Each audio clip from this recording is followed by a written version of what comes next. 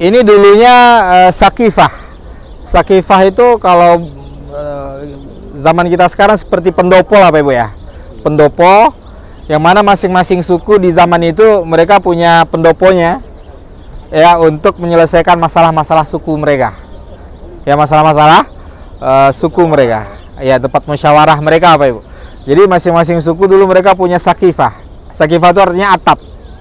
Ya pendopo gitu.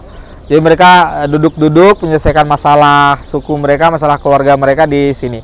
Jadi dulu tempat di mana Khalifah Abu Bakar As-Siddiq radhiyallahu taala anhu dibaiat setelah wafatnya Rasulullah sallallahu alaihi wasallam. Rasulullah wafat hari Senin, baru dimakamkan itu di hari Kamis. Ya kenapa lama? Pertama karena para sahabat syok ya, mereka kehilangan sosok Nabi sallallahu alaihi wasallam, sosok manusia yang sangat mereka cintai. Bahkan Umar pada saat itu mengatakan, siapa yang mengatakan Nabi Muhammad telah wafat, aku penggal lehernya.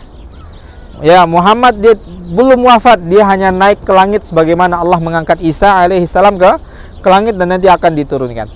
Ya, lalu Abu Bakar mengatakan, wa Muhammadun illa rasul ya qad khalat min qablihi rusul. Tidaklah Muhammad itu hanyalah seorang rasul dan telah berlalu sebelumnya para rasul. Afa immata au qutilan qalabtum ala aqabikum. Apakah ketika Muhammad itu wafat ya atau terbunuh lalu kalian akan kembali ke agama kalian sebelumnya? Ya, beralih daripada agama Allah Subhanahu wa taala. Maka ketika Nabi wafat itu juga kenapa alasannya Nabi itu lama dimakamkan, karena para sahabat itu mensolatkan Nabi sendiri-sendiri ya Pak Ibu. Ya, sendiri-sendiri sehingga memakan waktu yang sangat lama.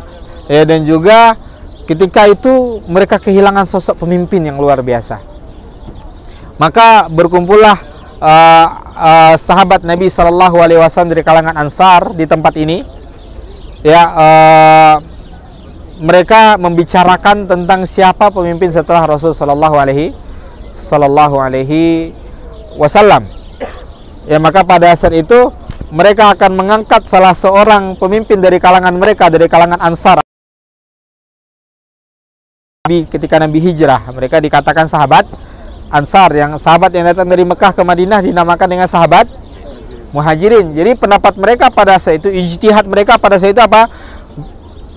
Golongan kami Ansar ada pemimpin, golongan kalian Muhajirin ada pemimpin. Maka terdengar hal ini oleh Abu Bakar As-Siddiq yang sedang mengurus jasad jenazah Nabi Sallallahu Alaihi Wasallam. Datang Abu Bakar ke sini, datang Umar ke sini, ingin menyelesaikan masalah ini.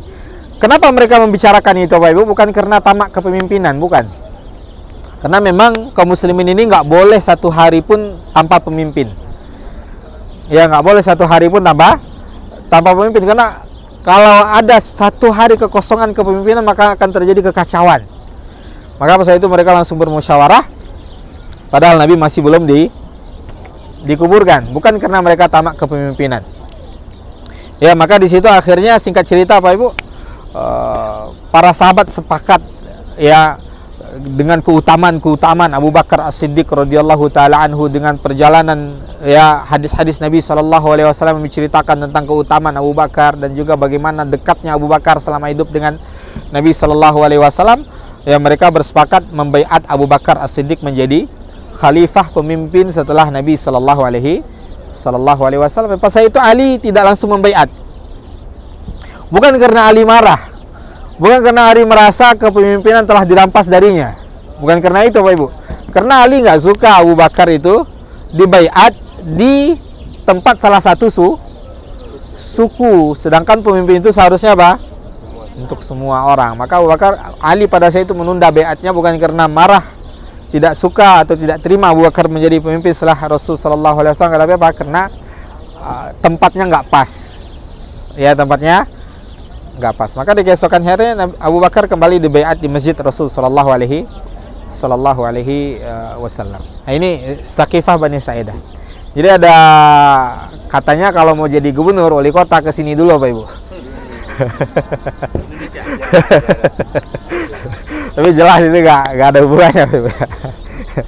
Baik, ini dia sejarah. Jadi taman-taman ini baru Pak Ibu. Ini baru, ini nggak ada, bukan dari zaman Nabi. Ini bukan dari zaman Nabi Sallallahu Alaihi Wasallam. Bapak Ibu, sebelum kita kembali ke hotel, sekarang udah jam 5.21 ya, untuk siap-siap sholat. Kita sekarang bagian mana nih Pak Ibu? Kita bagian belakang ya, belakang posisinya kanan. Ini bagian selatan ya, selatan, situ utara. Hotel kita bagian utara. Ya, untuk informasi Raudhah untuk ibu-ibu besok, ya ibu-ibu ngumpul di lobi lantai G jam 4 ya. Karena jam 4.30 udah jalan ke masjid. Sholat schedule gimana?